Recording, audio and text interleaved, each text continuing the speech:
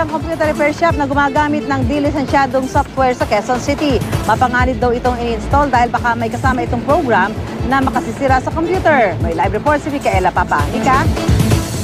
Susan, sa bisa ng search warrant, sinalakay ng NBI Anti-Organized Crime Division ang 3 PC repair shop sa Gilmore na nag-install ng di-lisensyadong kopya ng Microsoft software. Ayon kay Attorney Claire Gueverola, abogado ng Microsoft, noong January pa nila natunugan sa pamamagitan ng mga mystery shopper na may ilang repair shop na nag-install ng di-otorisadong kopya ng Microsoft software.